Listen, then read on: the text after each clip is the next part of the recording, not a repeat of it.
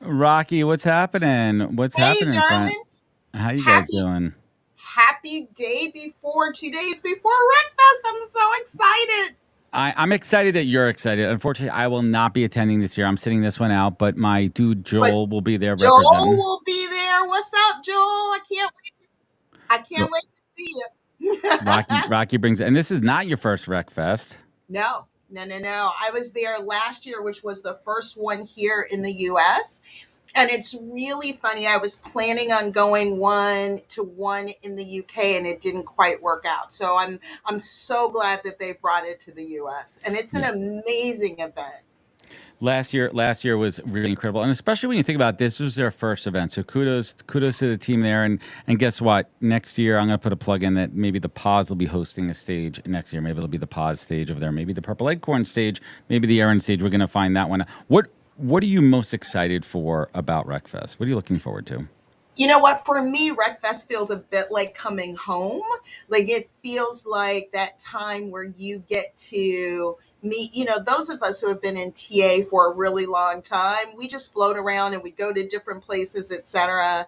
And now, especially in today's virtual world where we're all sitting in our versions of the women cave, we don't get to see each other. So I'm really looking forward to there's a whole list of presentations I've noted that I can't wait to go see. And I'm looking forward just to being with people. Mm, And, like it's super cash. Like you get to it hold is. conversations with people. You don't have to be wearing something where you're doing like this all day. We might be doing like this because it's raining, but we Well, won't.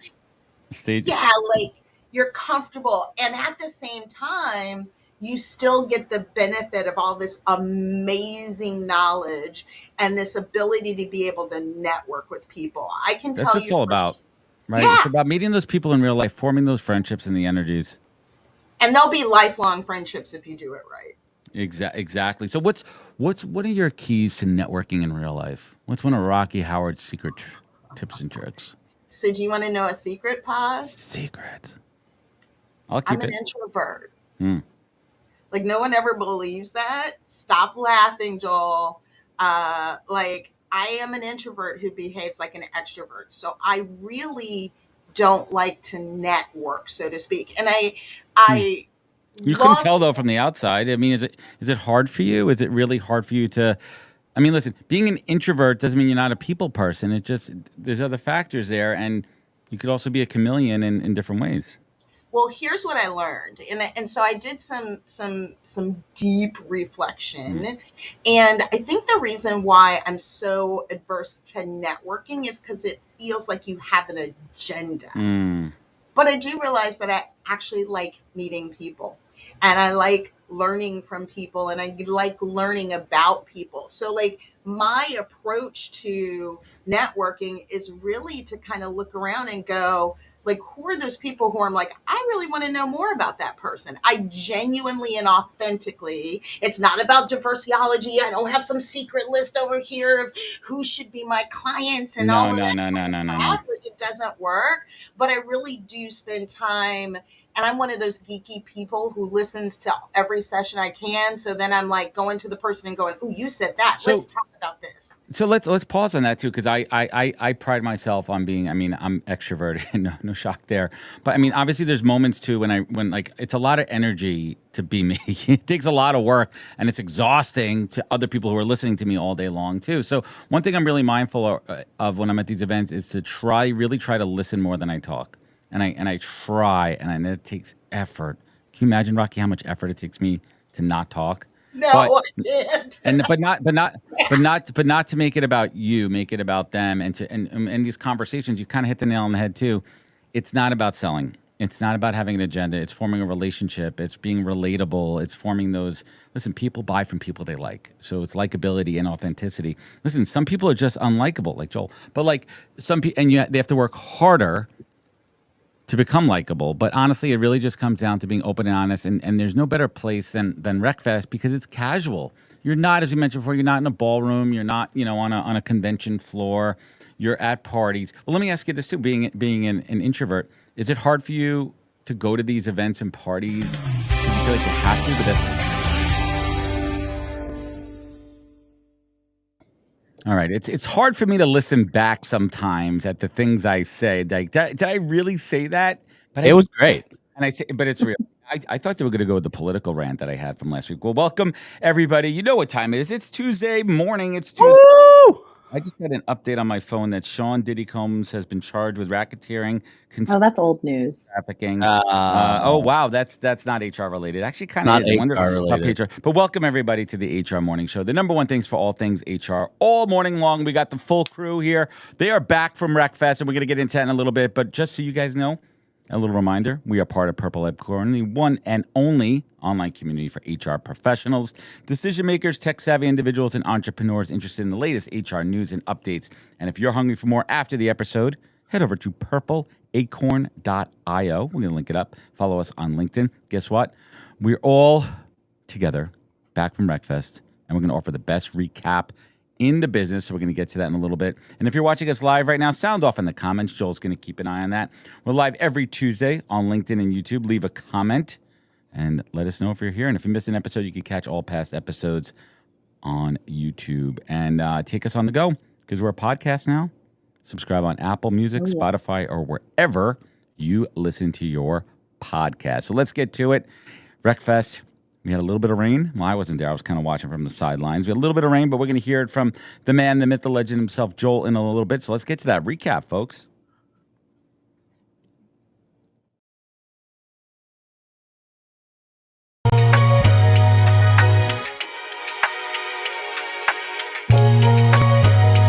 What's up, guys? Joel Algie here with Purple Acorn, live at Recfest USA 2024.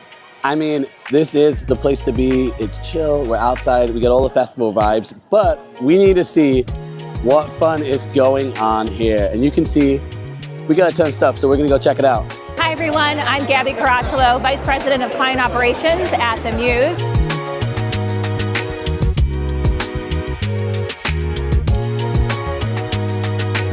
I will hook you up with some red shoes. Shout out to ERIN on the red shoes. Hey, this is Brett, the U.S. sales leader at Hack a Job. We're down here at Recfest in Nashville, Tennessee.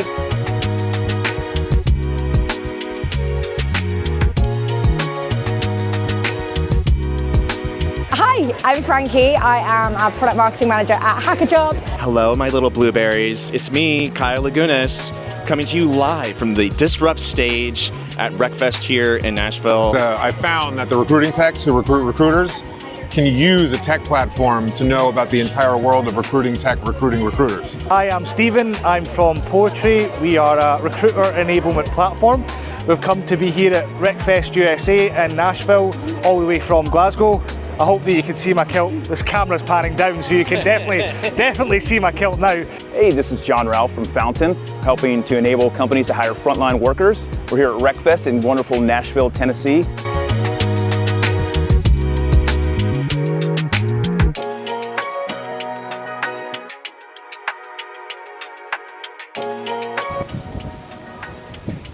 Hey, it's Dorothy, Julie Sowash coming to you very live from Recfest 2024 in Nashville. Hi, I'm Bill Borman. I've got the privilege today of hosting this stage with a whole lineup of great speakers at Recfest. Coming to you live from Recfest, I'm Des, but qualify. It's a little rainy right now, but we like purple rain out here.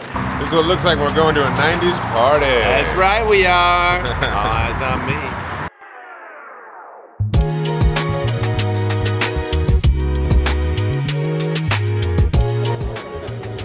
Hello, I'm Sarah Parrish. I'm with ERIN. I'm an account executive here. We are at Recfest having a great time. This is Seamus, our mascot. He is the making slow referrals fast.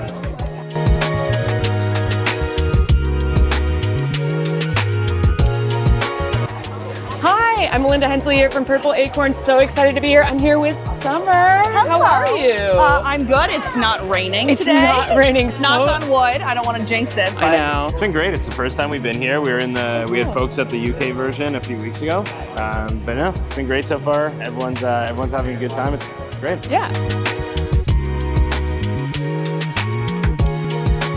I'm speaking on the role of a talent advisor and basically how recruiters need to get their stuff together in order to align themselves with the business, because if they can't, they're in trouble. They're not going to have jobs. It'll turn out great for society. Like, I think we are living in a really weird time in history where we're spending most of our time looking at screens, typing, making phone calls.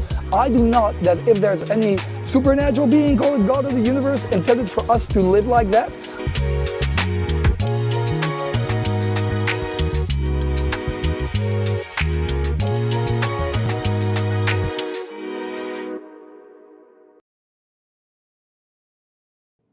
So Joel Algae, let's give it to us. Give it to us real. The good, the bad, the ugly, the awesome. Give us the Purple Rain recap of Recfest. Give it to us raw and real, man. The good, meeting all of my fellow recruiters, talent acquisition people in real life. You know, those are my people. You know, it's you're walking around, you're seeing people that you've interacted with for years online. There's really nothing like it. And I think there's something about, like, we've talked about this, like, there's something about like HR, and then there's something different, a little bit different about recruiters, right? There's just a different feeling. And then I love Recfest because, you know, it's shorts, t-shirt, hat. It's cash, man. No one's getting mad at me for wearing a cap on stage. Dude, we were cash last year, right? We were in shorts. It was beautiful last year. We got lucky. Last year, just all day. I didn't have any during that, but the only thing to me, and we were talking about this before, was I think when you get on stage as a brand or you're a vendor at any of these events, I'm throwing this out there as a challenge to anybody who's running marketing or is that spokesperson for your company.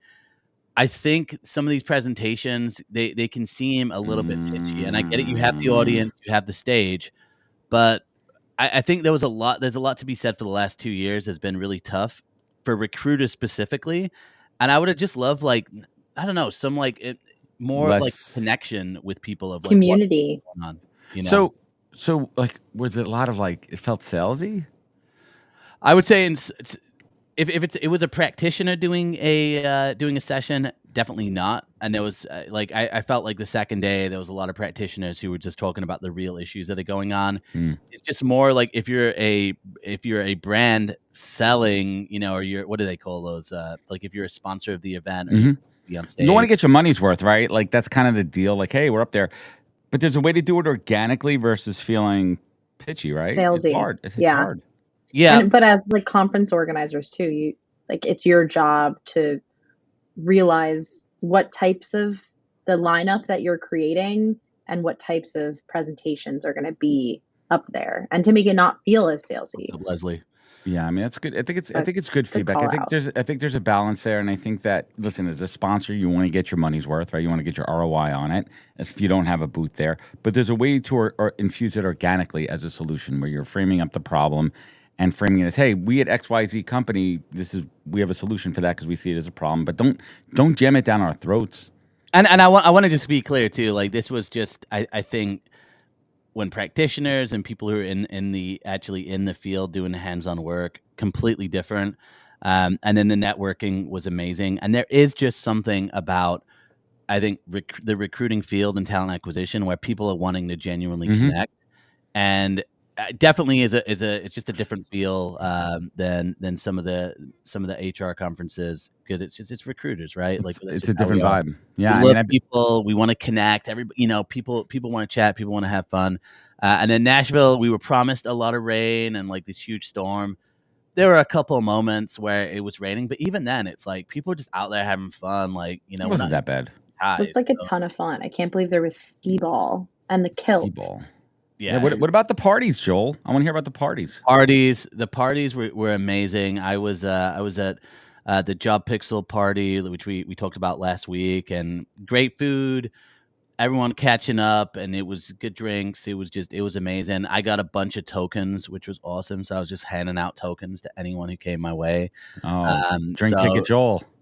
Yeah, it was amazing, dude. It was amazing. It was a good time. And then the only thing I will say is, like, it is, I think when even if you, like, I'm extroverted, right? So I get all my energy from people, and I definitely had like a buzz, but man, I just am reminded every single time I'm around people, it's like this added energy. And then you know, it's just, you get tired by the end of the few days because it's just so much energy, you know? And it's exhausting. Yeah. So it's like I think next year, and obviously like I spent the last like 6 weeks with this arm thing, not doing as much activity, but next year I'm gonna have to go even swoller. You have to So train. but honestly, man, it was I felt lonely without the pause there. Like Well, I was like, everyone's like, where's pause? Where's pause? You need a sidekick. Everyone needs a sidekick. You need a sidekick. I need someone to make fun of me. Yeah, we've sick. And well, listen, I think next year we're building it up. I think that we're gonna have a big Purple Acorn presence. Yeah. A lot of events coming up in 2024 and 2025. We're excited for that. And how is hosting, man? How is hosting the Unplugged stage? Yeah. Hosting was a ton of fun. That's my first time hosting, and I get there and I'm like, okay, so what do we do? And shout out to India from the Recfest team. She's like, you've done this a million times. Oh, she's cool. Yeah. I'm like, no, it's the first time. But yeah, it was great, and it's just like getting people set up, and everybody was amped up on the first day, which was awesome. I got the crowd a couple times to just chant AI. Did you? Yeah, and I was like, it's gonna replace our jobs, but that's okay.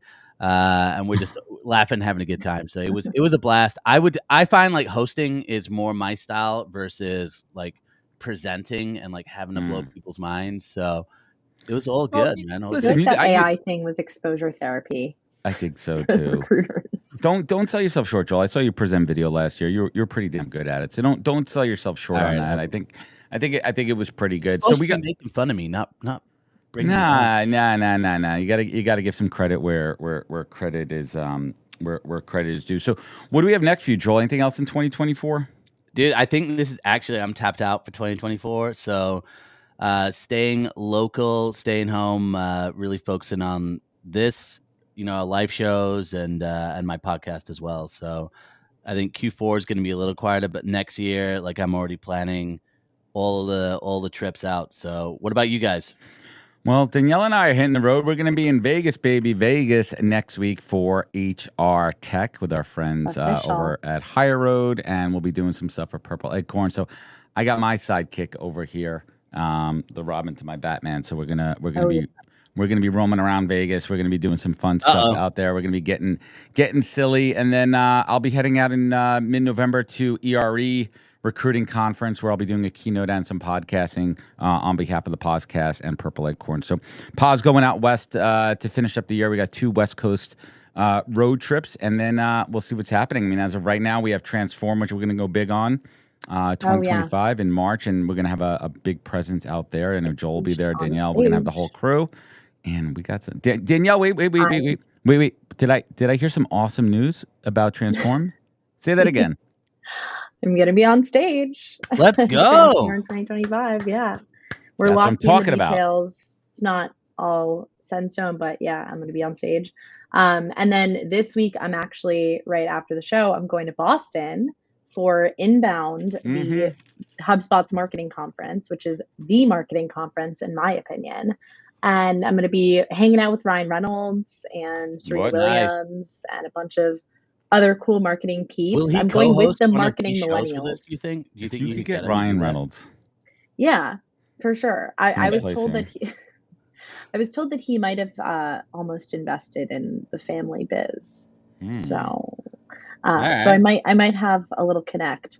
But I'm very excited. I'm going to be in Boston. So if you're in Boston, hit me up. I'm so down to like meet other people. If you're going to Inbound, which I know this is a HR show, but on the off chance that you are, let me know. Well, catch everyone out there. Listen, everyone out there listening to the live show, the podcast, the audio, the video, whatever it is. If you see any of us out there, please come up to us, say hello, get some swag, and we'll see you out there. So let's keep the show rolling with our man, Clark. Let's go.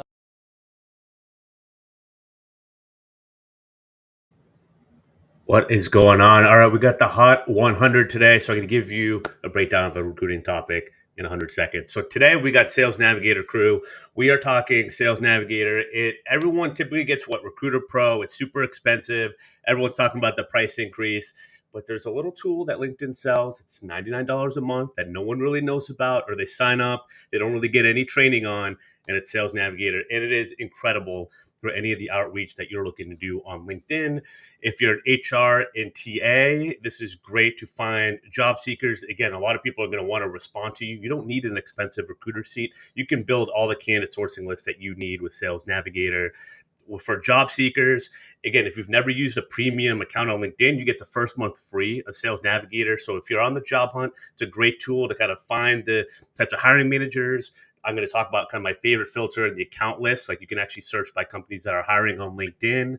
If you're an agency recruiter, especially if you're full desk, this is great to do your sales prospecting and your sourcing. I've seen people scale their agencies to, their solo desk to mid six figures just using Sales Navigator and a little bit of automation. So it's completely doable.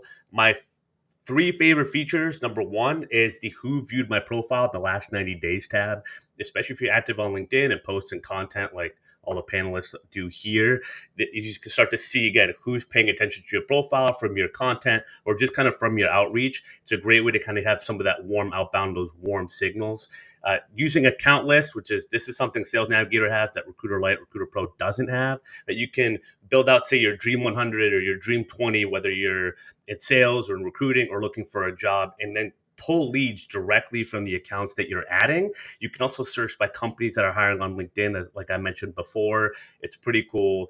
If you're in tech, you can also search by recently funded companies. So pretty cool features that pulls from Crunchbase. And then the third thing that not many people know is I love the Sales Navigator phone app for building lists and building out searches. The filters kind of auto-populate based on what you're searching for. It's super easy to add a bunch of titles, bunch of industries, whatever you need, and then go to your desktop or laptop and kind of finalize a list and get some automation going. And as I mentioned, if you use automation, you can really have top of funnel outreach almost on autopilot with that combination for $200 a month. So team, that's what I got today.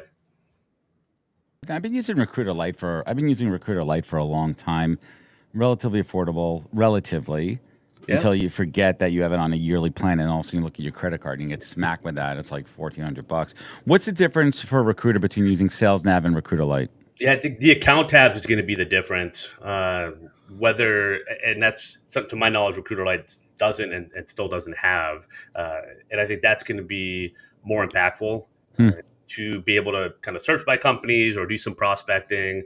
You could even source by companies, right? If you have a client that tells you, we want people from these companies, or we don't want people from this type of company, right? You can create do not contact lists. You can create, you can exclude companies versus include companies as well. So there's just a little bit more flexibility for, I think, the practical application if you're a recruiter, whether you're internal or agency. Yeah, Clark really knows what he's talking about here. And even for the solo, smaller shops like myself, figuring out where and when you could automate. I mean, that's efficiency. That's how you scale. That's how you figure it out. And Clark is certainly the man who knows what he's talking about here. Give us all a secret trick here using Sales Nav. Give it one alpha freebie over here.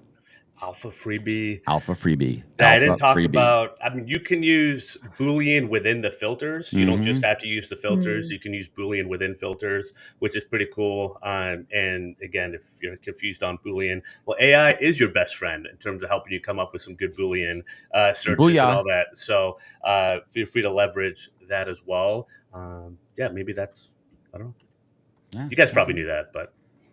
Clark, if people want more, I want more. Where could they get more? Digitalrecruiter.io. Check out my profile, Clark Wilcox. LinkedIn, connect with me. You can check out our podcast, Digital Recruiter Podcast, Digital Recruiter Sunday night newsletter. It's free.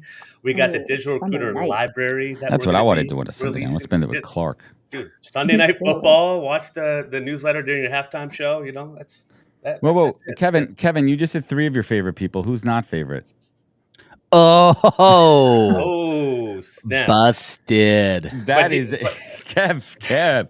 I know Kevin was up. He's probably at the gym. He's probably leaving the gym right now. He was shooting ball. The dude, Joel. If you want fitness advice, you should talk to Kevin Logan Jr. That dude is ripped. That dude's swole.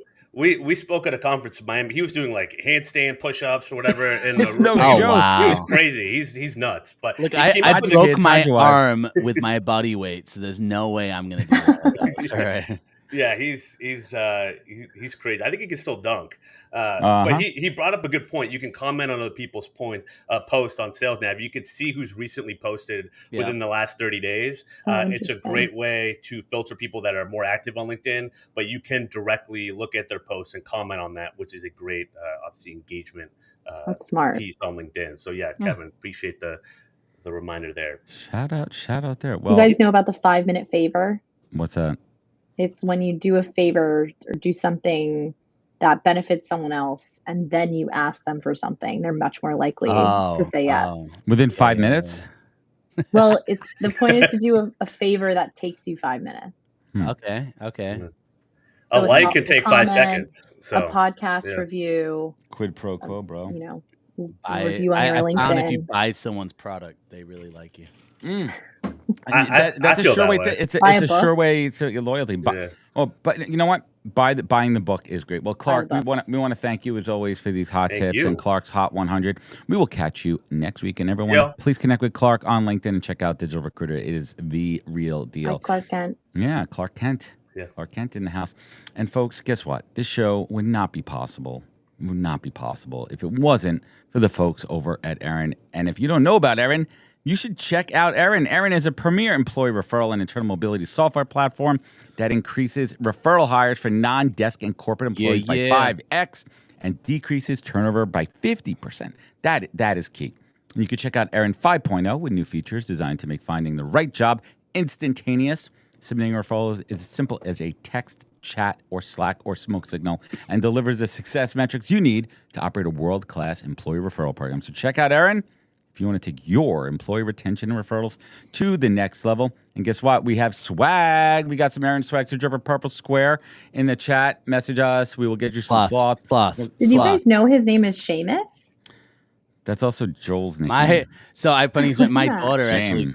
calls our sloth Shame. Mike. And she's like, Mike from been Fountain? getting red shoes.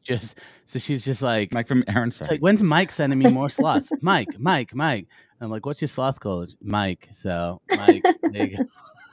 That's adorable. But I Mike didn't will be flattered, I think. Oh, I think so. Michael will be flattered. We love ERIN. We want to thank them so much. Let's go. And ERIN's going to be hooking us up at HR Tech. Yep. ERIN, thank you. Thanks, guys. The red shoes. There he Hey, is. Mike in the There he comments. is. There he is. Mike Staffy in Mike, the I'll see. Mike, look, house. Mike, I am looking forward to seeing you next week. We got a cigar and a whiskey lined up. That's right. I don't.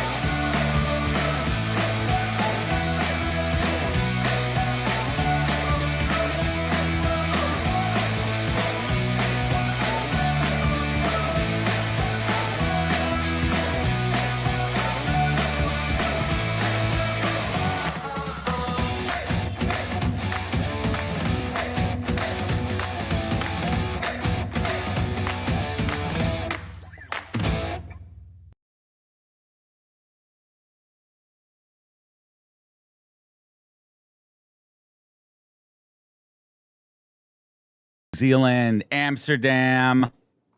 Where's the link? Where am I, dude? What? There we are. You blocked me. Welcome back. Welcome back. Welcome back. How was Amsterdam? Oh my God, it was amazing. It was love so the dam. fabulous. You know that the shortening of Amsterdam is A''dam. So I have a shirt that says Adam. That's perfect. Yeah. Yeah. I needed a new That one is though because I lost it. I should have told you. You could have given it to me at next week in Vegas. I could have given it to you next week in Vegas. No, we right? didn't. That was Vegas, poor. right? That was poor. Yeah, I'm going to see you in Vegas. I'm actually waiting. I'm waiting for an email from you. We'll talk about that later. I do. I have an email. I have a super secret space that we're going to get you all hooked up with. I've been waiting for this.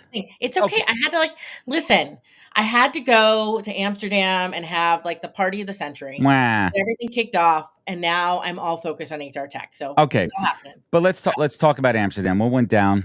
Yeah, it was amazing. So listen, if you ever get to you ever have those moments where people say who would you invite to a dinner party if you can invite anybody in the whole world.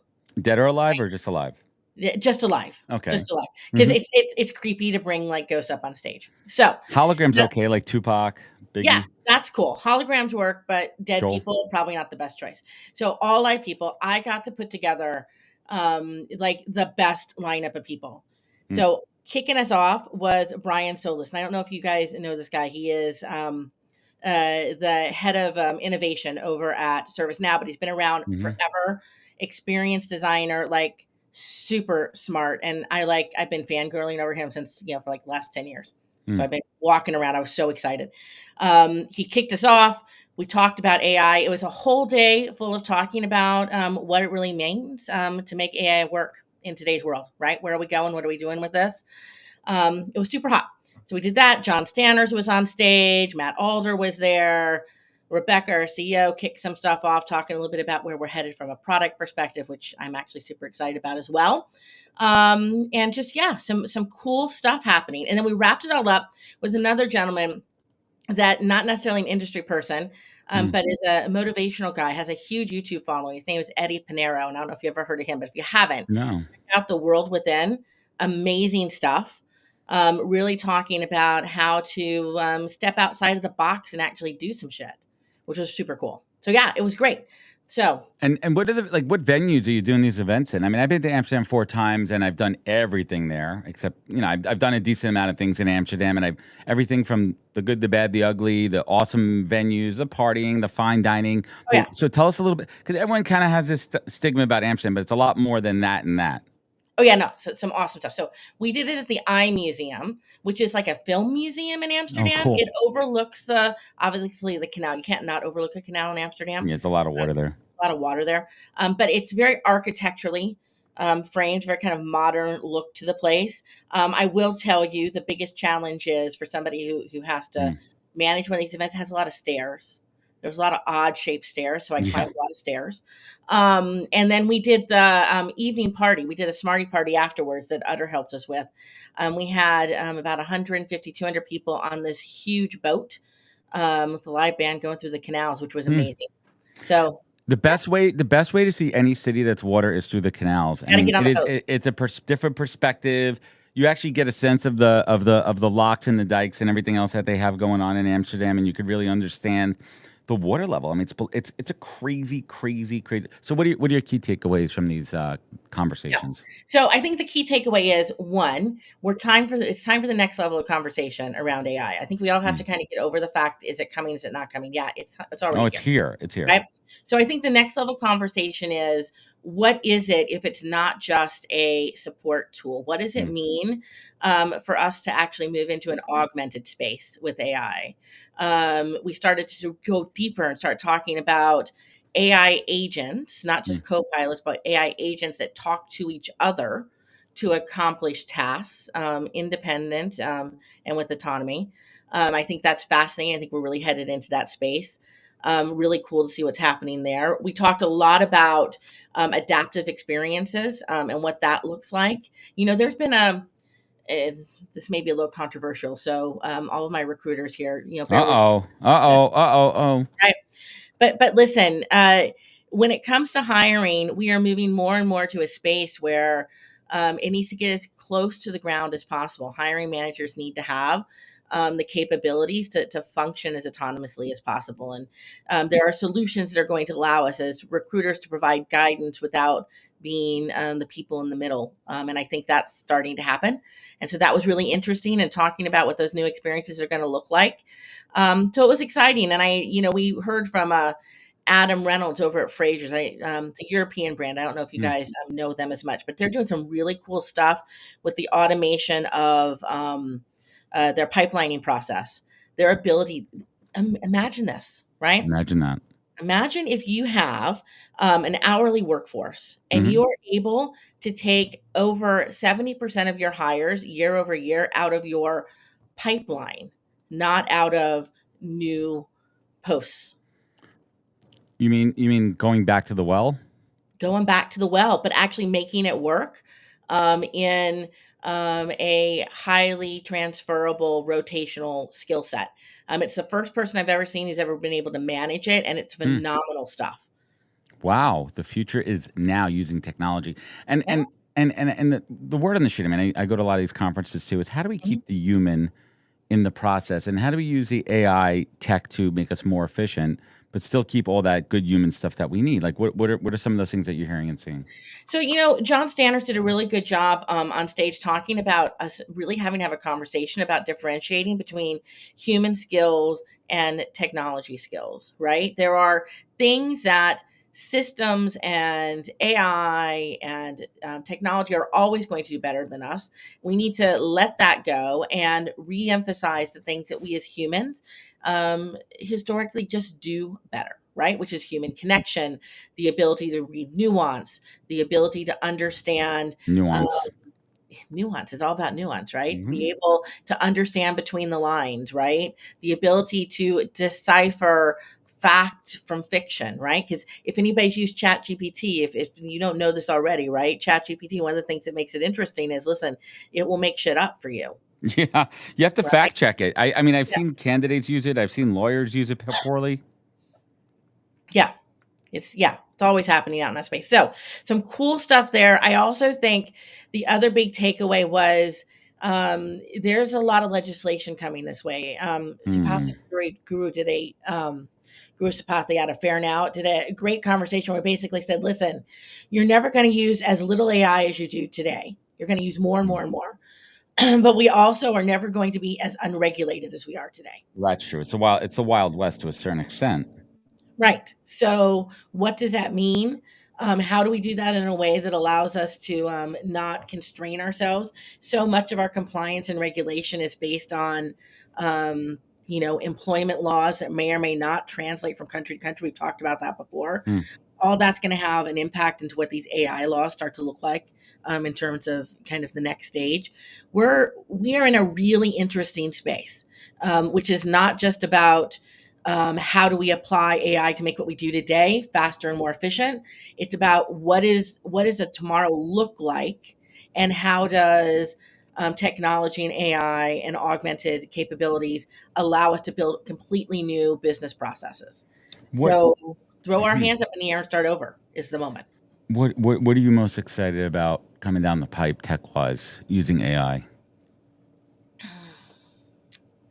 I think what excites me the most is if we can figure out this data framework, which is really what's necessary to make it work successfully, is the ability for getting really unified wisdom.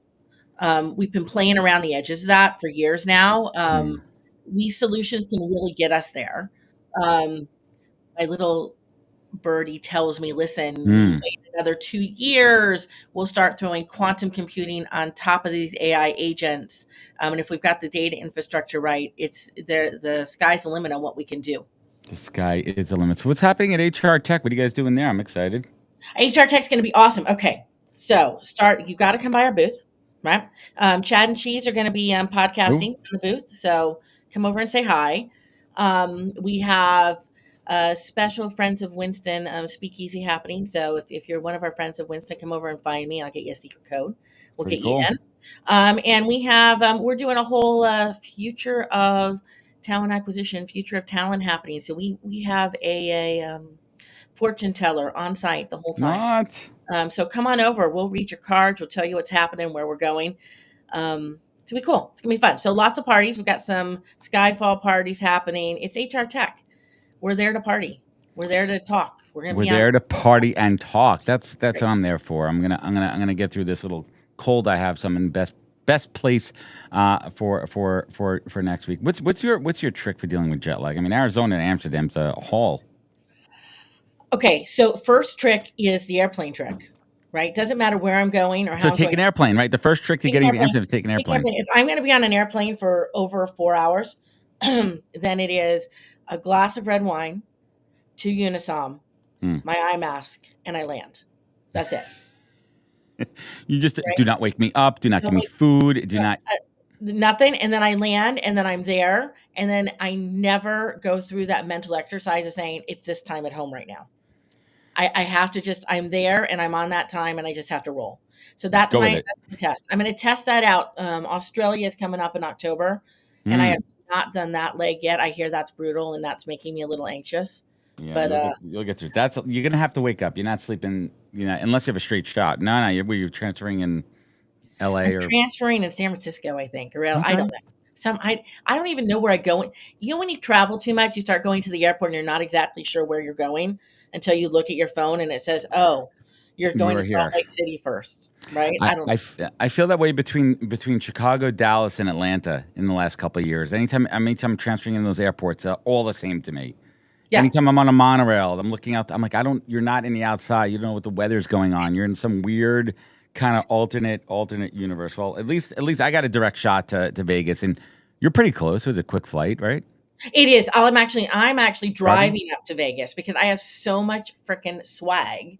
Oh, that's that I easy. can get shipped correctly. So it's a quick 6-hour drive for me. So I am taking my little bundled trailer of swag boxes that all showed up on my doorstep while I was in Amsterdam. Oh man, you came home to just swag.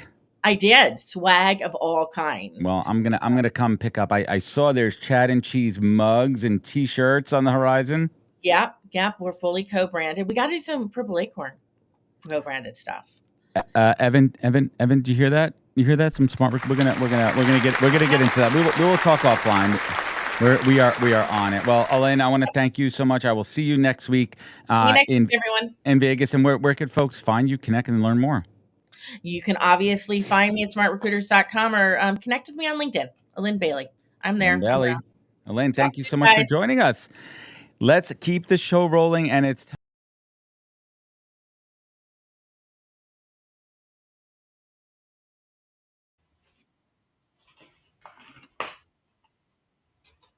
still here. Let's switch it back over to Joel. Hi, Robin. Hey, Joel. I'm Adam. There we go. I'm here. I'm magically transformed from Adam. How are you doing, Robin? Good to see you. Good to see you. How was Recfest last week? Well, uneventful for me. Thanks, Hurricane Francine. Oh my gosh. So you're in the situation planning on going to Recfest. You've got a whole plan for Recfest. Suddenly the weather, and we'll get to the weather shortly on the show, but the weather changes. What do you do? Like how do you change the game plan? I mean, it's by Monday the path was supposed to be coming right over us. So I anticipate on Wednesday. And so I anticipated exactly what ended up happening, which was all flights were canceled in out. And so Monday I let the team and Torin know, because Torin was hosting my stage that I was on, and said, won't be there. So why don't you get us up to speed here to who are you and what do you do and who do you do it for? And then I'd love to kind of know how you kind of think on your feet last minute when these situations happen, because I'm sure you are not the only person to have these last minute things happen with conferences, and like how do you keep things on plan when you have a plan? So get us up to speed. Yeah. Well, I'm Robin Schooling. I am. I still call myself an HR practitioner because at the end of the day, that's what I am. Yes. I worked in HR and recruiting, back and forth from HR. Which one's better? roles Which one's to better? recruiting. HR or recruiting? Which one? Both. I mean, I started in recruiting. Love it. So always kind of my first love still and favorite part of HR. But have gone back and forth, right? From recruiting roles to HR roles. And in-house really for the bulk of my career. The last about 5 years or so started working with consulting firms. So was with we were Strio Consulting, then Paradis Group, and then that folded. We were acquired, and then I joined Humoriso with our dear friend John Baldino. Yes. Who will be on a little later today. Woo! Love it. And have been now with Humoriso for about a year and a half. I'm old school. HR, networking connectivity, for want of a better word, in that I've had a blog for about, they're still a thing, right? I've heard of that. Is that the They're one with still a like thing. text and you got to read So it? I've Is still that got my blog for about, don't write as much as I used to, but got my blog for about 15 years now, podcast, Drive Through HR, which we're hitting our 15-year anniversary next year. One of the longest running HR podcasts. So love keep that? busy with those things too. So Evan was just asking, how is the weather now? But let's fast forward, or sorry, rewind to last week. You know, like the weather's changing. You're not going to be able to get out to Recfest. Yeah. So you're speaking on stage. You've got to figure that out. Like, how do you kind of keep things on track? How do you navigate that? And what Well, advice do we you have for were, people? this is not in South Louisiana. This is not our first rodeo, right? So the storm was going to make landfall on Wednesday. So by Tuesday, right, everything's starting to shut down. Yeah. And so that's your prep day, right? The worst part for me is always the anticipation. What's going to happen? Where's it coming? What's going to happen? Yeah. And so Wednesday was waiting all day, right? Waiting, I'm trying to work and concentrate on things, but the worst part for me is that anticipation. As Wednesday went on, the storm took a turn to the east, so went more. New Orleans got whacked. We're about an hour from New Orleans, so we basically we lucked out.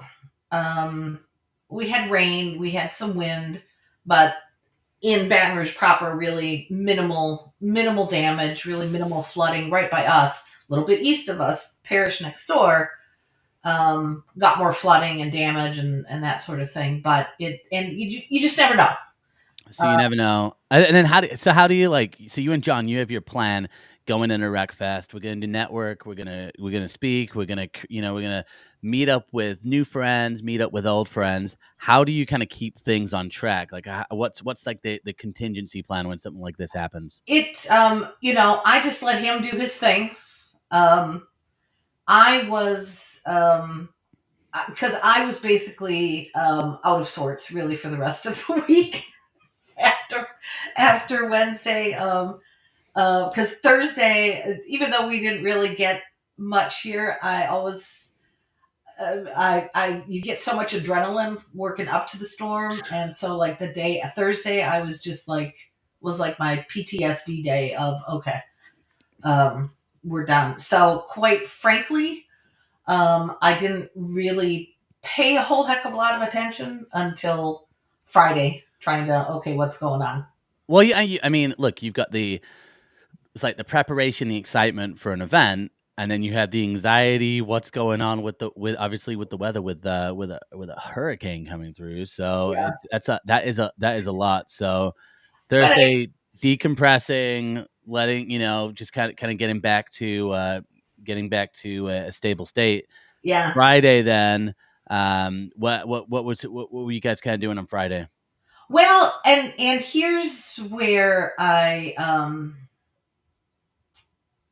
kind of was sad, I guess, in some ways, in that trying to watch an event, but it kind of brought me back to kind of a bigger lesson, right? That I think we often forget about, or a bigger issue. Yeah.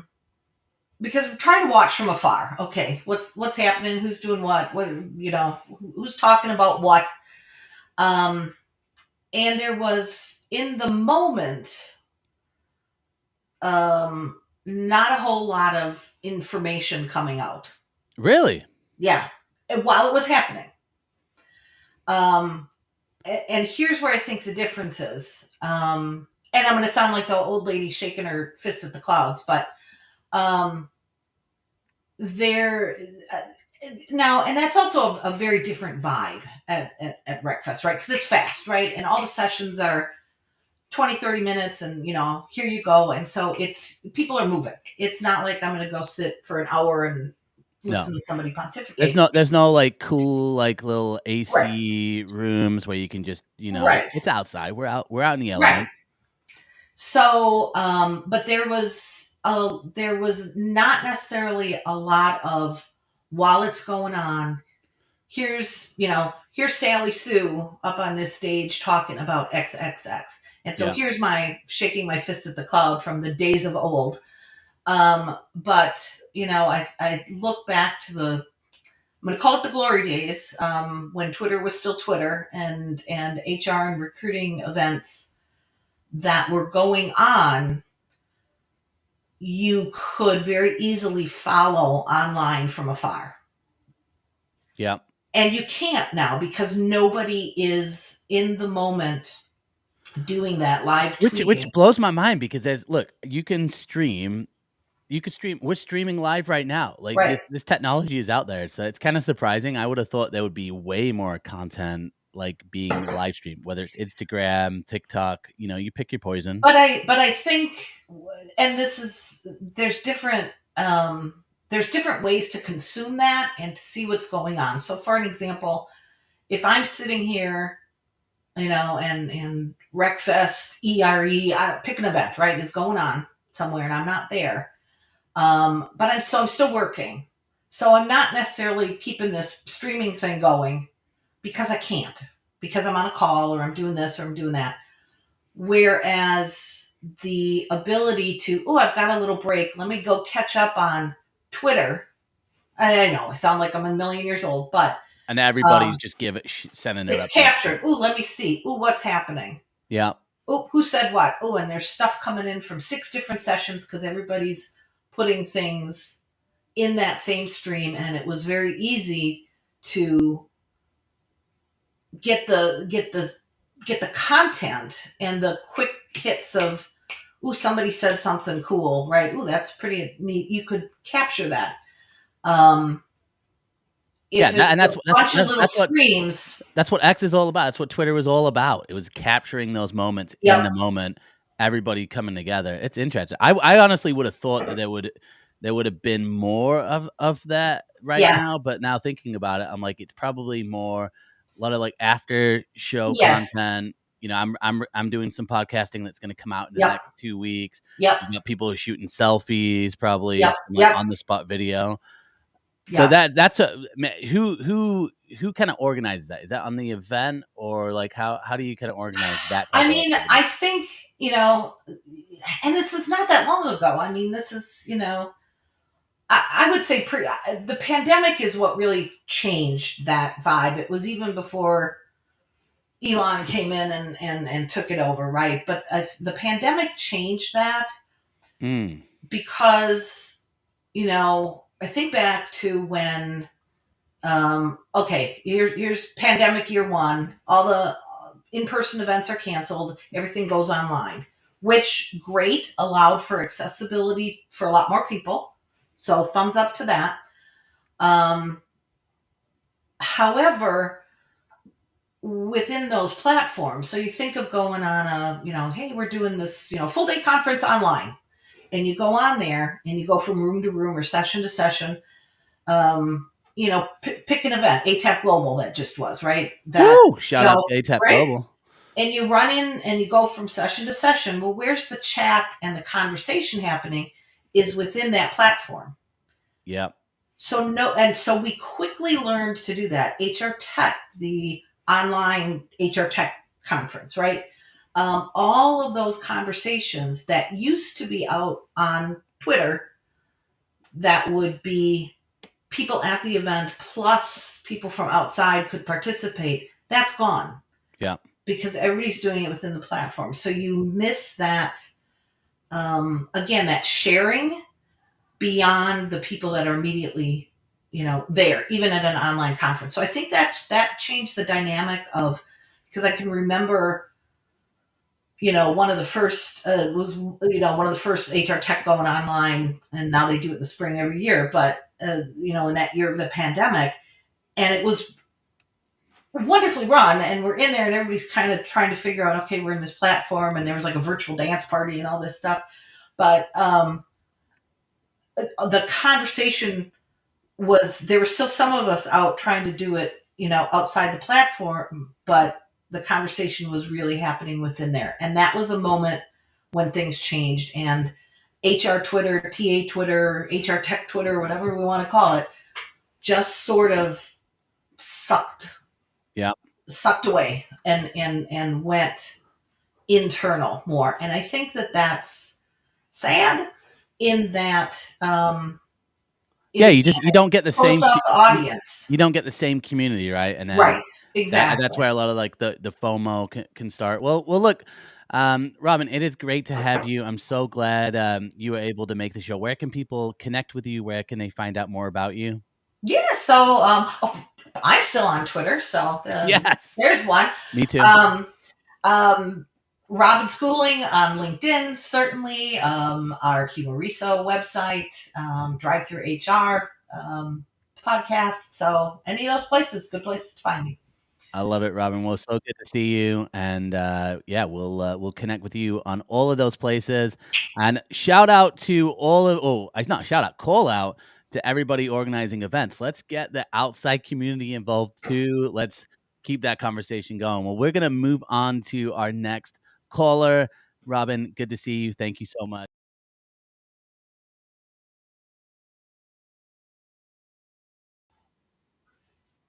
We're back. We're back. All right.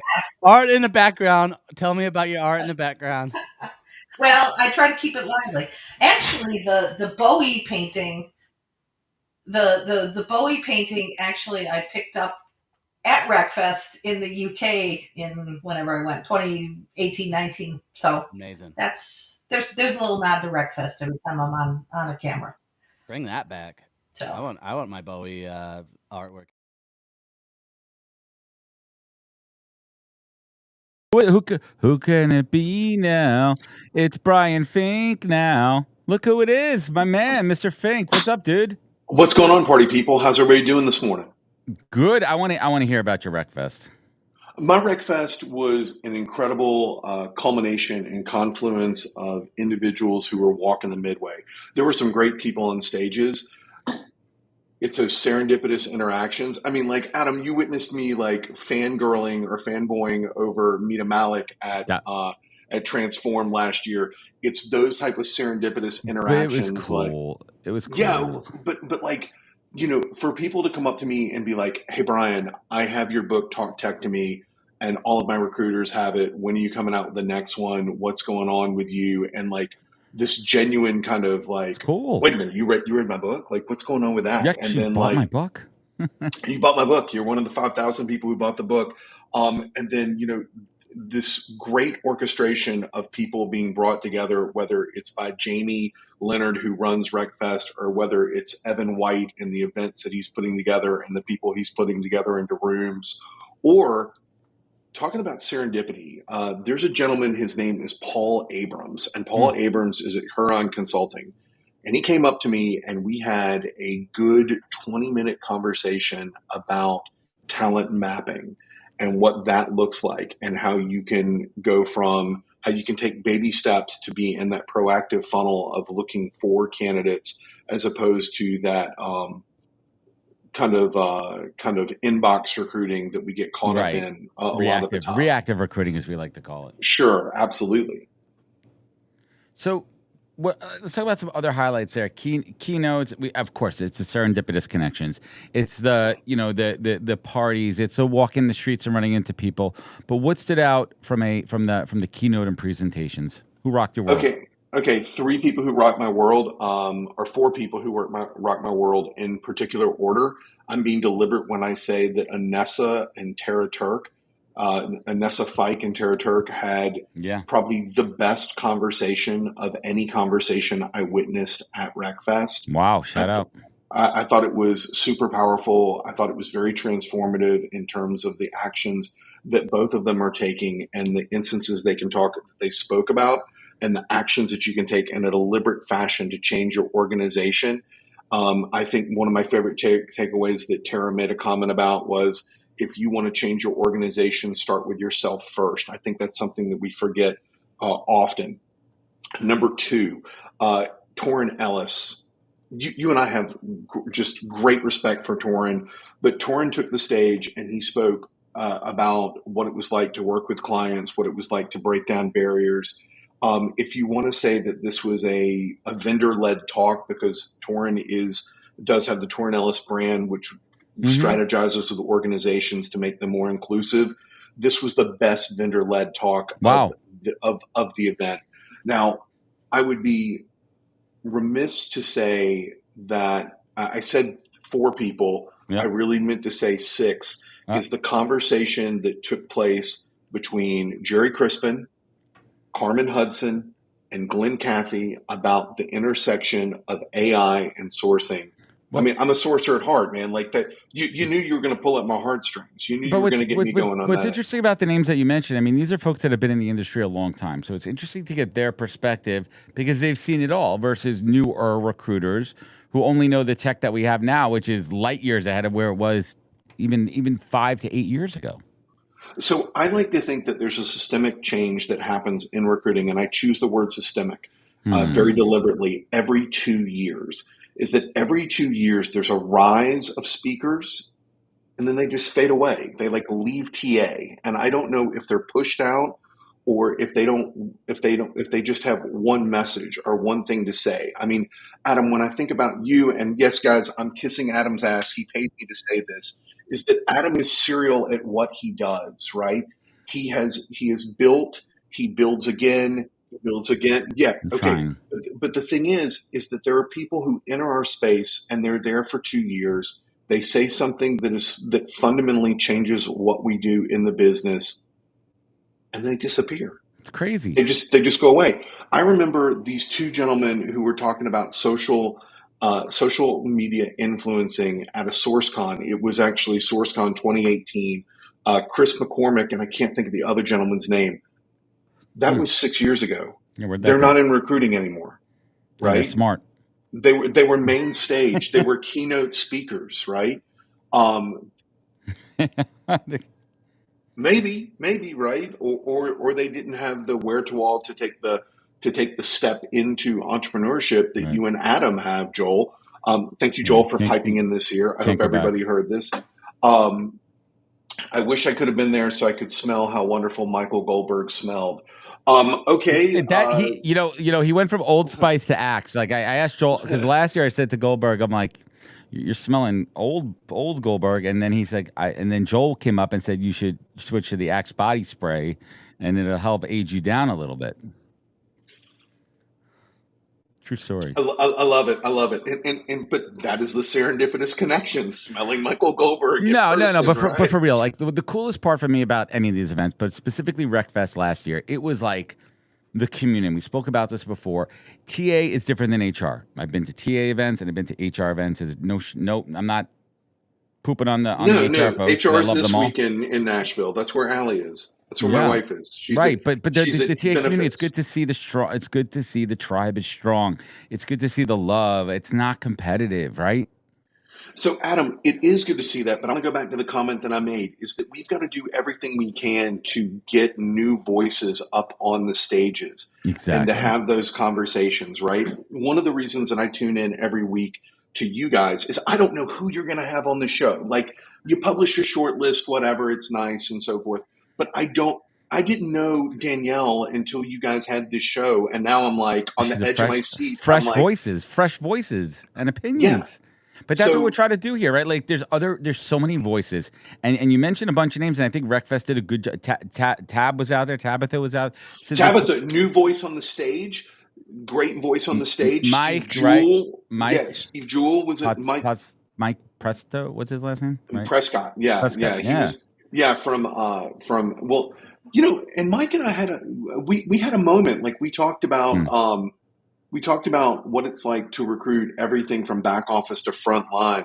And I haven't recruited frontline in so many years that it just gave me an insanely new, fresh perspective on what he has to go through as he builds his community.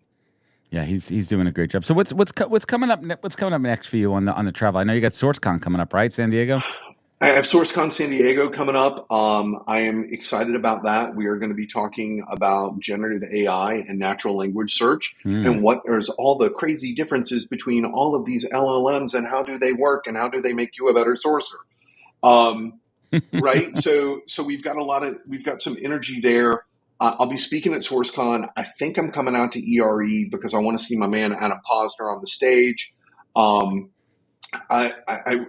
I want to be there. I want to be part of that recruiting community. I mean, I straddle the line between sourcing and recruiting because of what I do. Trying to attract that passive talent to opportunities. At the same time, I'm a full life cycle recruiter, right? Yeah. So like it's helpful to know the newest techniques on how to close candidates in an accurate and transparent and authentic way. And that's one of the things that I give it out to Michael Glenn, who's putting together ERE, and I give it up to Jim Solid Stroud. lineup. Yeah, Legends. they have stacked what's going on. I'm excited for ERE. I'm gonna be I have not done a keynote in a hot minute, and I'm gonna be talking. I'm gonna be doing my talk on podcasting for recruiting for companies and branding. But there's another talk I've been working on, Brian. I'm gonna give a little bit of alpha here, and I don't know what conference I'm gonna do it at, but I have this thesis around mental health for recruiters. I've been going through it. It's something that we really need to talk about more, and I'm waiting for a conference to say, yes, Adam, this is what we want to talk about. What we do is stressful. Not lots of jobs have stress involved, but there's elements of recruiting that are extremely stressful because we're delivering a lot of bad news at times, and we're managing in the no expectations. I'm saying no a lot more than yes. That's what we're doing. It's a law of averages, right? There's one position, hundreds of people applying and interviewing for it, and you have to. It's tough because you're disappointing people daily. I mean, I do it at home personally with my wife every day, but like I can't. Like, disappointing people at work is different, right? You got to manage it, and it's mental health. So, Adam, it's different for two reasons for you. One, recruiting is not transactional for you. And if you are a transactional recruiter, saying no or ghosting a candidate should be a very easy thing for you to do. But somebody who's not transactional, who's building relationships, who's figuring out how they can take a person from better to best, there's that stopgap, right? Like there's that moment where you really want to, you've explored together, you've been curious, you've been empathetic, you've been tenacious. You want this person to win, and you have to say, I'm sorry, Mr. Client or mister Hiring Manager said no. Why did they say no? Well, they said no for this reason. But yeah, I know, but there was somebody who was stronger that edged you out just a little bit. We're going to get on this. We're going to have this conversation next time, right? Awesome. So, Adam, I encourage you to have that conversation about mental health. I mean, I've been pretty open about my struggles. It's okay not to be okay. And if you need somebody to listen, I know that Adam's here. I'm here.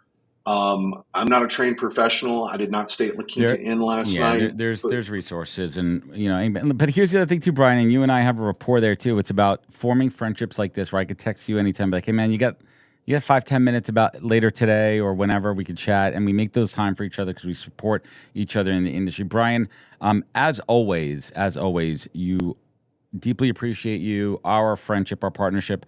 I hope to see you out in Anaheim in November. It's a great time to be out back on the left coast. Where can folks find you? Where could they connect? Where could they learn more? People can connect with me on the Brian Fink on my Peloton. Ride with me. I will get you to the border. The sheriff's after me. Never mind. Look at that. All right. Wow. So ride with me on the expecting Peloton. that. No, Joel and I talked about this. I've lost 14 pounds in the past 3 months. I'm riding every day. We got to go. Let's go. Let's go. Find me on the Peloton. Find me on LinkedIn. Find me on #FinkedIn. Evan White. Shout out to you all day long for this hat. Thank you for making me look good. Look at Thank that you for FinkedIn supporting the hat. Brian Fink, the man, the myth, the legend. I want to thank you so much. And before we get to our next guest, I just want to give a quick shout out to my man, Gabe Leal. I've known Gabe for a long time here. Gabe's always been a supporter of the podcast. He's been a supporter of so many friends here, and he supports this show too. So a big shout out to Gabe. Gabe, let's link him up there. Gabe, let's get Gabe down on there. Gabe, thank you so much. Brian Fink, the man, the myth, the legend. Thank you so much for joining us. Let's keep the show listening? rolling. Danielle, who's calling you?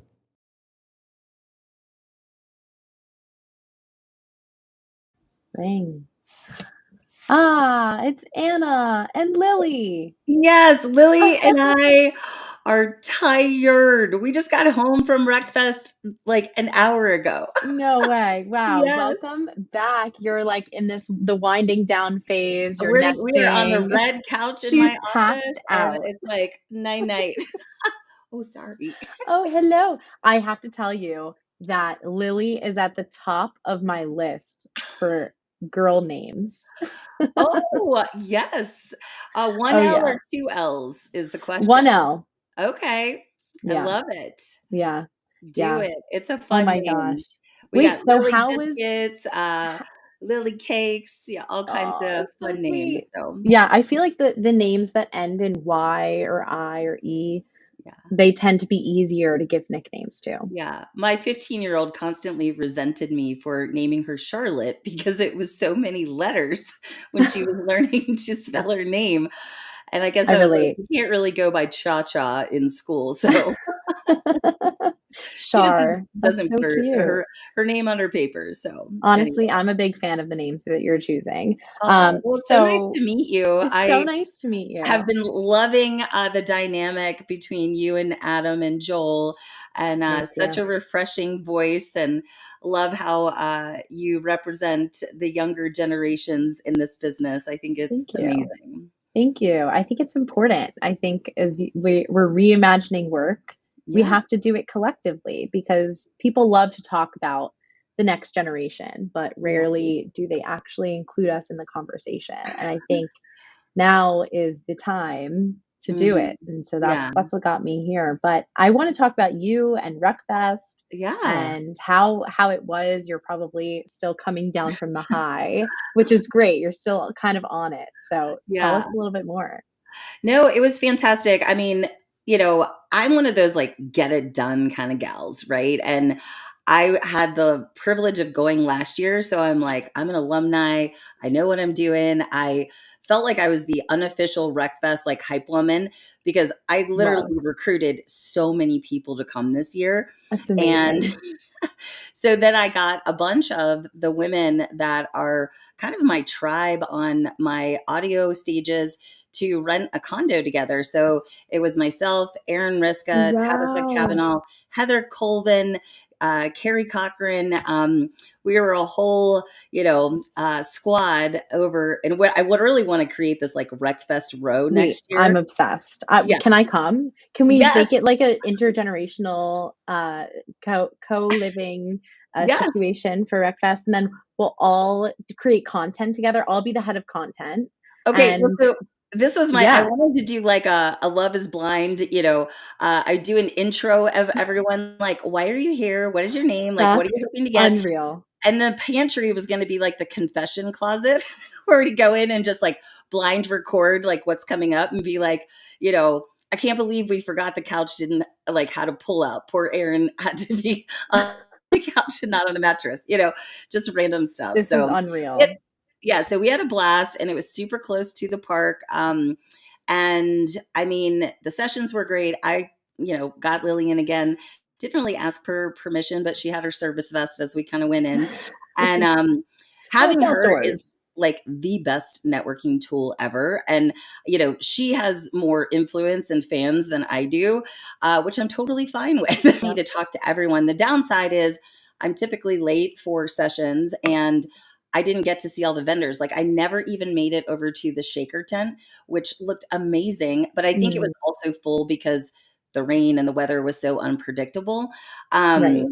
But it's just amazing to reconnect with people I'd met last year and so many of the new faces. I mean, everyone in our house I hadn't met in person except Tabitha, and that had Wow. been very recently. So, like everyone says, there's nothing like bringing those virtual relationships, human to human, and just deepening those friendships and collaborations, and just celebrating this industry and lifting each other up, and Mm, learning as much as we can to do what we do even better, even smarter, even faster. 100%. It's interesting because personally, I don't love staying alone in a hotel room, like or I mean, I anywhere. kind of do as a mom. You might Yeah, appreciate well, that that makes sense. later.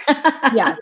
But to your point, like I think I went to Transform earlier this year with my friend Sally Wolf, I missed who you. I was there. well, we're gonna have to well, now that we know each other, we Okay. know that to look for each other. Exactly. But yeah, we shared a hotel room and it was Yeah. so fun because it was kind of felt like older sister, younger sister vibes. Yeah. And we got to recap the conference days together, even though we didn't go to all the same sessions. We Yeah. got to just like, sit and chat. We had Mita Malik who came to Yeah. our room and just hung out with us for a little bit of food. It was really nice. So Well, I love we the walked back from intimacy of it. dinner.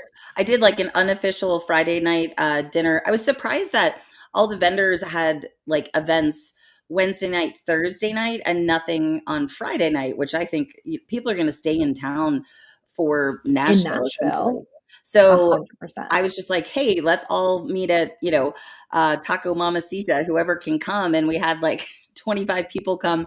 But I had Wow. also put together my own event on Thursday after Recfest because I realized, holy shit, excuse my language, all of my Ask a Recruiter and Rise of the Recruiter people are going to be in town. This would be the perfect way Wow. for me to express my gratitude and appreciation for, their servant leadership and volunteering their time to be of service to our community and job seekers. So I had a little inside scoop at the Nashville Zoo. My sister works there. So we were supposed to have this Wow. really cool private tiger experience, but the damn weather. But we still Wow. managed to have an event with anteaters, flamingos. We learned about the tigers, and there was something called a civet, which is a very interesting animal. So I'm going to be putting a little video out about it soon, so you'll have to check it out. Love that. Wow, I wish I could have tagged along for this. I love zoos, I love animals. I love that Same. you are a community builder because Yes. I also am, and I love that. I love that you just kind of threw it together. You're like, And "Wait, why I'm not?" always like, "Do you know this person? You should know each other. You should have her on your Yes. podcast." And We were I talking mean, about at that the last end, week. yeah, everyone's like, "Anna," well, one, they're like, "Anna, you know everyone." One, and then two, they're like, "You are the master connector." And I'm like, I need to lean into this more. And I do. I love bringing people together to lift others up. And, as a solopreneur too, it's so nice to have this community where, like Brian and Adam were saying earlier, where you can just pick up the phone and be like, hey, I need to talk to someone about this because Lily is not answering me on my idea. That's incredible. Yeah. Talk to us a little bit about like just a little bit of a wrap up of like what were the topics that excited you that you listened to? What were some of the takeaways you brought Yeah, home? so I mean, I was obviously super hyped to support Tabitha about competency-based interviewing, and oh my God, she's such a natural on stage, and I love the way she intertwines her personal story and very much the storytelling of how relatable it is as a recruiter. When you go through and you see a candidate and you can't quite put your finger on it, but you're like, they are perfect for this role, and kind of digging into the mechanics of how we can start using these competency-based interviewing strategies to really, the way I see it, is give talent more access to opportunity and honestly get hiring managers head out of their behinds about has to fit in this perfect square box. Well, if you keep operating under that mentality, you're going to be when the market shifts, or even now, there's a lot of markets and positions that are high demand and low supply. So Tab was awesome. First day, was a little AI heavy for me. And I'm, candidate experience, the human to human, lovey stuff, thought leadership, the creator stuff. So I loved supporting Orlando Haynes on stage for the first time. Nicole spoke on James Ellis's stage with Audra Knight. They looked amazing in their jersey, their matching jersey, and jerseys did a great job. I loved at the very end of the second day, it started pouring out of nowhere. Brian Fink, Rocky Howard, and Anessa Fike start singing "Lean on Me" under Torrin Ellis's tent, and we all started singing and like dancing together. It was just one of those like Kodak, like, man, like let me just Torrin's the freeze goat. this moment.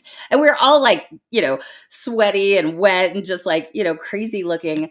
But it was just a beautiful moment. And then the mic drop moments that they had about checking your privilege and doing the work that they're doing and having the tough conversations and what it's like to be a mother of a young Black son. And I mean, just gave you chill bumps to have the privilege to hear their stories and to be a part of that conversation. Wow, that is so incredible. I have to get the recap and try to find a video of this. Yeah, there were so many. I mean, there were so many good speakers. I mean, the downside was it's like, well, like you said, it was good that you could kind of divide and conquer and we could fill each other in at night, like on the couch of, hey, this is what Yeah. happened on Tamika's stage and this is what happened on, Brian's stage, etc. But overall, it was a great event. I think they had a lot of awesome vendors. I think there might be an opportunity to have a break for lunch so people don't leave the event,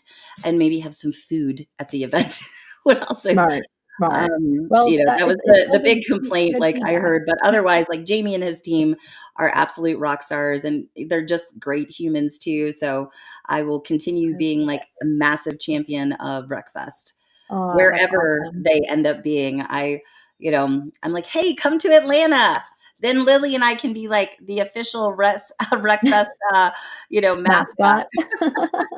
100%. Well, thank you so much for Yeah. joining us, for telling us a Thank little you bit more so about your much. human experience at Yeah. Recfest. And yeah, let's definitely connect at the next Yeah, one. I would love to have you on Rise of the Recruiter or even Ask of the Recruiter. it. So I will definitely be reaching out. Joel and Adam, thanks for having me. Evan, thank you so much. And I hope to be back soon, okay? Yeah. All right. See All you right. soon. Bye, Lily. Yeah, bye.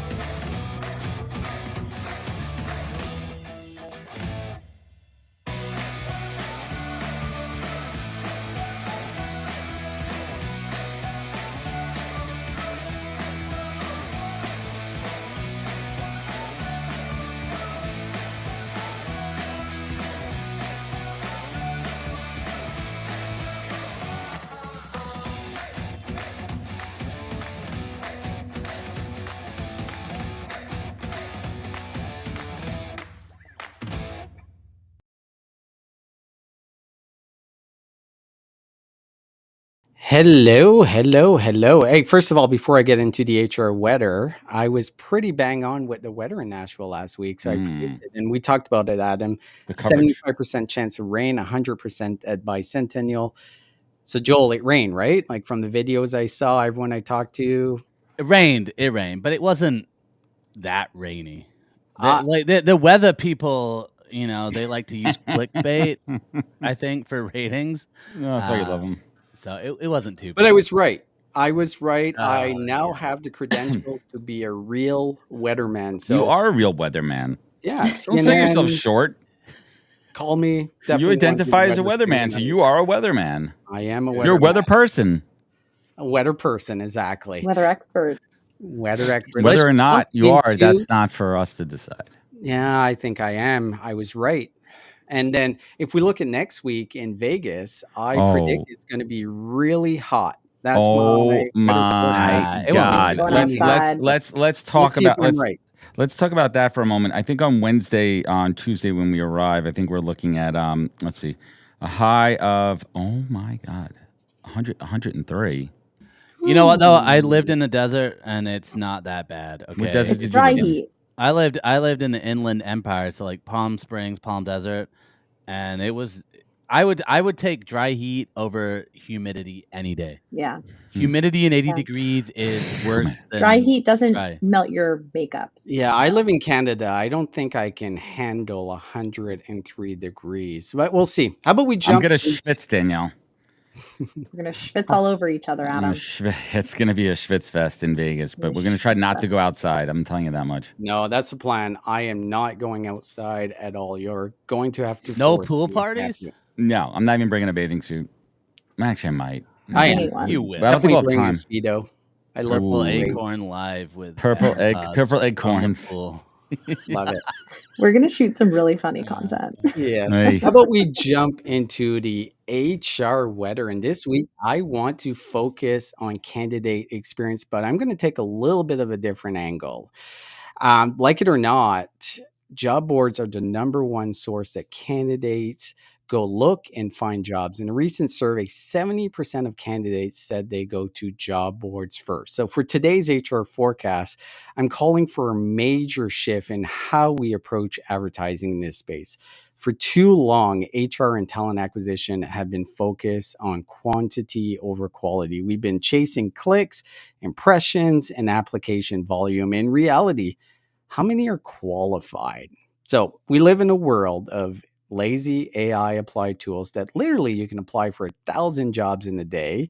We live in a world where candidates are leveraging AI, so every resume looks qualified.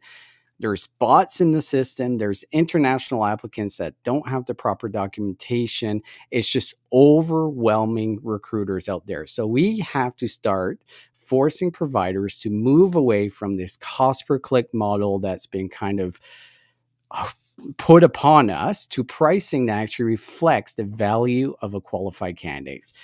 Like I've been celebrating in the past, I've seen companies celebrating 1,000 applicants for a job, meaning, oh, that's a really good news story. A lot of people are interested in a job. But in reality, how many are qualified? How many can actually do the job? So our job moving forward in HR and talent acquisition is to know where our candidates are coming from, then holding our partners accountable by aligning our investment with quality candidates. So there's a storm coming for job boards, aggregators, ad agencies to provide a way better experience for companies. In return, the companies are going to provide a way better experience for candidates. Because if you remove all the noise of unqualified candidates, companies actually are going to have the time to spend with the quality candidates that are qualified, giving everyone a way better experience. So on that note, let's focus on quality over quantity. That's the HR weather. Back to the panel. What do you guys think? I know this is more industry related, but it's a huge issue right now that recruiters are just getting bombarded by thousands of applicants. Then you go through it and literally none are qualified. I've talked a little bit about this to candidates. Stop applying for jobs you're not qualified for, but it's really hard. It's really hard when you're looking for a job. Obviously, you're going to try to apply for as many jobs to try to get it. Numbers game. It's got to be on companies to start forcing the issue of like, no more, I'm not paying for quantity anymore. I just want quality. Sorry, I'm just laughing because I saw a viral LinkedIn post that just said, I just hired a candidate with zero experience because they showed up 5 minutes early for the interview and pronounced my name correctly. They had a genuine smile and dressed sharp. They smiled during the interview and made eye contact and were honest about having zero experience because I value honesty. They asked me questions. They wanted to learn. They showed up. So hiring decision makers out there, don't disqualify candidates because they don't have experience. Take those Stop it, Joel. Was this stop wait, it, this is please. This is Serge's post?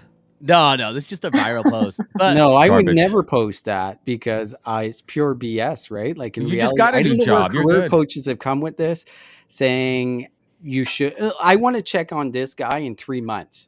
Is that employee still there? I guarantee you they won't be because they can't do they the were job. CEO. It's a major issue. They were a dog that became. Depends a what CEO. level, in my opinion. Yeah. Well, entry level is completely different. If you're not looking for experience, Daniel, as you said, that's a different ball game. Like entry to mid-level, like let's just say you're hiring for a mid-level role and you're hiring someone who has like 3 years of experience rather than like 5 to 7. Yeah. I mean, look, it's what have you done with that experience, though? Yes, like, exactly. That's what like matters. In my opinion, and I've said this to a lot of people, the reason I graduated and worked in startups is because in startups, you get so much hands-on experience. You get so much power. You get so much autonomy. You get you are a decision maker in one way or another, more so than you would be if you worked at IBM. And so I've always been on the team of if you want hands-on experience and you want to fast track your career, in my opinion, unless you're going into a rotational program in a big company, startups are the way to go. Love it. In your Startups early for career. all. It definitely depends who you work for, but I'm team startups. Serge, as always, thank you for the weather. I will see you in Vegas next week. And by the way, fun fact, Joel and Joel, wait a minute. we're gonna talk about that later. Since Danielle's going to Vegas, is Joel doing the show by himself next week? Yeah. We Who will. is doing the show? I'll be in the Joel air. can handle it. Yeah. I'm getting all the pay too, so it'll be good. Well, let's face Yeah, it. let's- Joel is the star. So Joel is the star. Let's Yeah. keep it. Taking paid Serge, time off. Serge, you're the star, and Serge, we want to thank you so much. Let's keep the Serge. show rolling. And wait a minute, we have Baldino. Hey, Look at that hat. Are you cold? I just want to make sure I'm all. I got a love box, so I just want to make sure What? that I'm doing all of the product placement. Hi. Well, yeah, I mean, you got to follow Danielle's moves. I mean, my daughter.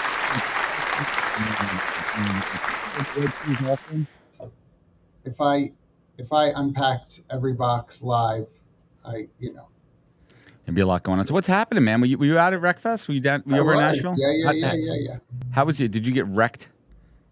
No, wrecked days are over, my friend. I'm on the other end of that. No more 3:30 in the morning for me. If I'm up at 3:30 in the morning, it's because of my age and needing to go to the bathroom, not because I'm just returning. You know what? But that's the thing. Like I'm kind of in that mode too, where especially if I'm going to be on the next day, if I'm speaking or if I have a podcast, I take that seriously, that commitment, and I usually leave it to the last night of the conference, right before I have to fly home to have a little bit of extra fun there, because it is business. I mean, it is business, and you want to have fun there. So talk to us about your Recfest experience this year. It was awesome. I got the great, good chat. Yeah, see ya.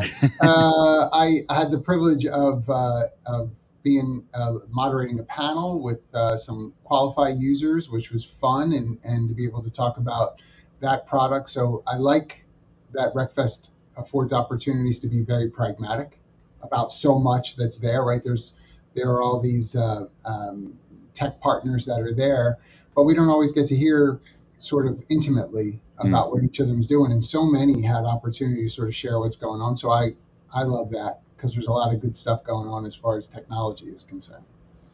What stood out to you, talk wise, keynotes?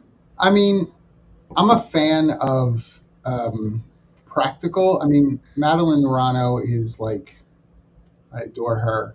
And so when she gets to sit and talk about research and statistics and what the experience is that's happening right now, there's just something rich about that. Kyle Lagunas, her partner, also being able to kind of share some of those things. So I love the two of them, and they got to co-host a stage for the morning one morning as well, and that was fun. Love Tim Sackett and Greenhouse. Who doesn't love Tim Sackett? Well, there are plenty. Oh, was he wearing shorts so you could see his swole calves? I don't know that I looked at his legs, but you can't not look. They're there. That's by design. Unbelievable, that guy. It's just good to be able to, because he's confident to buck up against what everybody wants the answer to be, and he. I appreciate that he makes no qualms about, no, that's not actually true across the board. This is how it is. And you can, have a difference of opinion, but I just appreciate that someone's willing to be able to say, nope. So there's a difference between opinion and fact, right? Like there needs to be, and our industry's tough because there's so much nuance that I think when people make general brushstroke statements, they're missing nuances. Whether we're talking about work from home, return to the office, great resignation, recalibration, salaries, comps, all these things. There's so much nuance that's missed there. So I think it's important that we call people out in a respectful way, and we talk facts are facts, but then be able to have civil conversations and discussions. But the hard thing about that is, in our industry, is we've sort of backed ourselves into a corner that I take a position so that I can see how many likes and reshares and comments that I can get that are affirmational. And so I worry that sometimes we've done a disservice to those up and comers to sort of just relegate it to this. Part of it is, we are famous in our own eyes.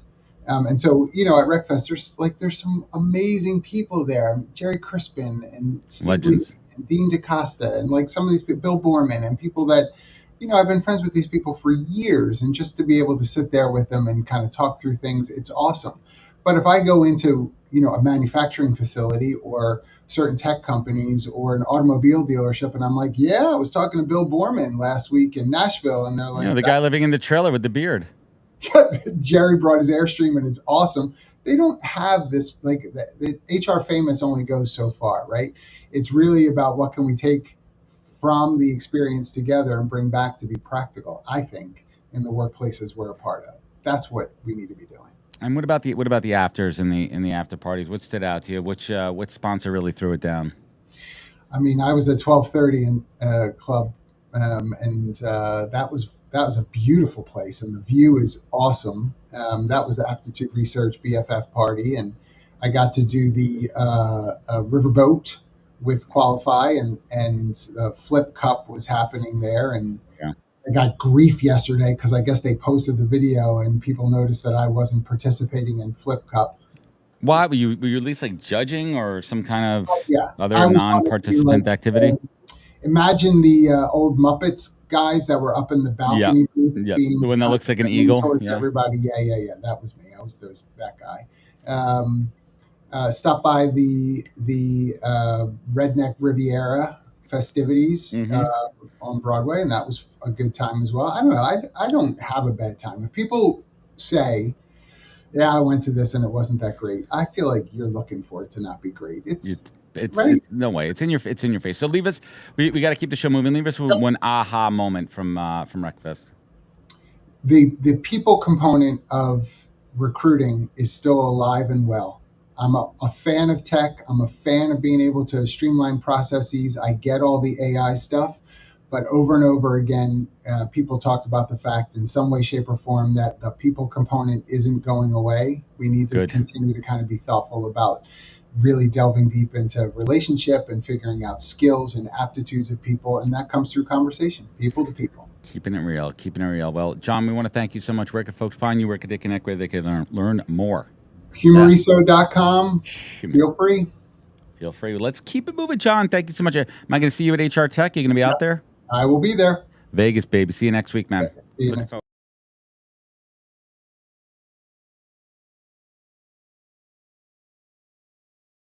I have my pictures of Lily. I have pictures with Lily from last year, Recfest. Lily is awesome, and Anna. That's Anna Morgan's dog, Lily. Lily's great. Service dog. Anna just gets Lily into everywhere. It's like the VIP list. It's incredible. Shout out to Lily. Shout out to HR Pause. Like HR Pause. And this is brought to you by This Way Global and their new tool, Sully Sandbox. A user-friendly interface to search and discover valuable data AI solutions. And with access to high-quality data sets, you could tap into trusted and secure data and AI solutions. So take a cue from Sully and come play in the sandbox. And if you want to schedule a demo, scan that little QR code on the right. QR code.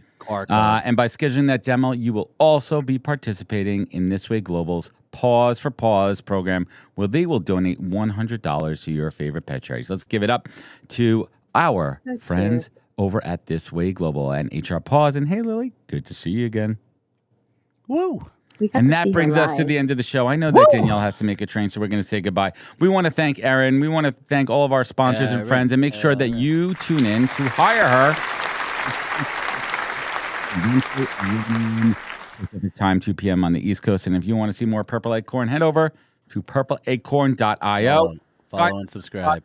Catch Danielle and I over at HR Tech in Vegas next week. Catch Joel and whoever our surprise co-hosts are going to be for next week. We're going to figure that one out. Hey, do you want to co-host? Shoot us a note. Yeah. Shoot us a note. Qualified. Shoot us a note, and Joel will do a quick interview and see if you're compatible to deal with his nonsense next Tuesday. But we want to thank everyone out there, and everyone have a great day. Be good to yourself. Be better to others. And we will see you back on the morning show next week. Thank you, Purple Acorn. We are out. Bye.